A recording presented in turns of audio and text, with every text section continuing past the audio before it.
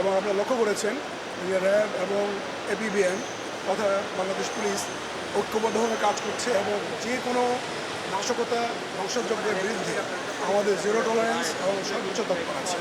আজকে আমরা যেই তৎপর দেখলেন আজকেই নয়, গত 3 দিন থেকে আমরা ঐক্যবদ্ধভাবে দিনরাত কাজ করে উত্তর এলাকায় শান্তিপূর্ণ আছে এবং পাশাপাশি সারা দেশেই আমরা ধীরে ধীরে শান্তি চলে আসছে, ইনশাল্লাহ চলে আসবে।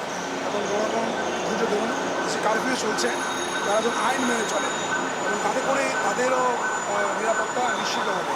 এবং আমি আবারও বলতে চাই, আমরা ডিজি র্যাব মহোদয়ের কথা এই সূত্র ধরে যে র্যাবে যেরকম সারা দেশে তার টহল পেট্রোল নিয়োজিত আছে, আমাদেরও এপিবিএনের প্রায় 200-র অধিক পেট্রোল পার্টি আছে সারা ঢাকা শহরে, প্রায় 76টা পেট্রোল চেইন আমাদের কাজ করছে।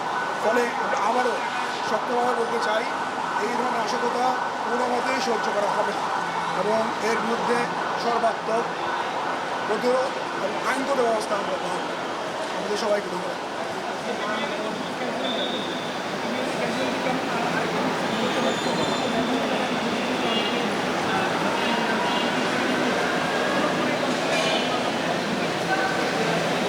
আমরা তো মনে করি সর্বোচ্চ কম সময়ের মধ্যে আমরা এটা নিয়ন্ত্রণ আনতে পারি এবং ইতিমধ্যে আমাদের অনেক সদস্য আহত হয়েছেন, আমরা সে তালিকা করছি। আমরা একজাক্ট সময়টা আমরা এই মুহূর্তে বলতে পারবো না, আমরা এখন একটা পরিস্থিতির মধ্যে আছি, এরপরে আমরা আসলে বলতে পারবো একজাক্টলি আমাদের কীরকম ক্যাজুয়ালিটি হয়েছে।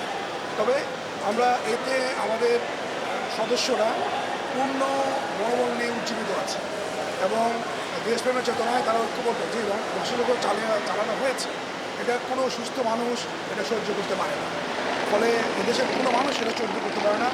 আমরাও তার প্রতি কোনো আইনশৃঙ্খলাকারী বাহিনী এইভাবে তৎপর আছে, তাদেরকে আইনের আওতায় আনা হবে এবং আমরা আশা করি শীঘ্রই সময়ের মধ্যেই নর্মাল অবস্থা ফিরে আসবে। ইনশাআল্লাহ। ধন্যবাদ।